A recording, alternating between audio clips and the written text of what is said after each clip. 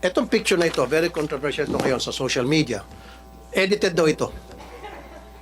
Yes, Your Honor. Edited. Bakit kailangan i-edit?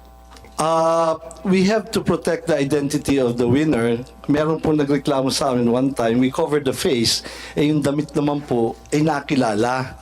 So, nagreklamo siya, sana naman daw po, wag ipakita naman po yung damit. So, yan po ang reason niyan, and I agree, it's a very poor editing, pero the objective is to conceal the clothing na ma-identify sa kanya. So, ibig sabihin, so inamin nyo, inedit to, pinalitan yung clothing. Opo. Bakit kinakailangan palitan ang clothing? Again, part po yan ng pag-conceal kasi na-identify po yung damit. For example, kung at that day, yung mga kapitbahay po, yun yung suot niya, ganyan. Or kung nakapag-selfie siya, meron yung pong nagreklamo sa amin, favorite clothes daw kasi, kaya nalaman siya. So, Your Honor, if there is something to apologize, it's the poor editing.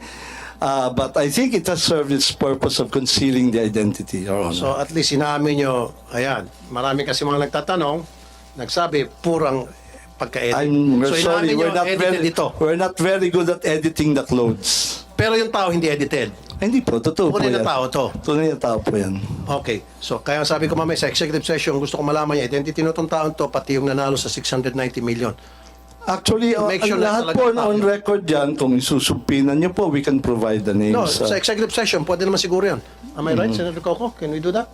On executive session?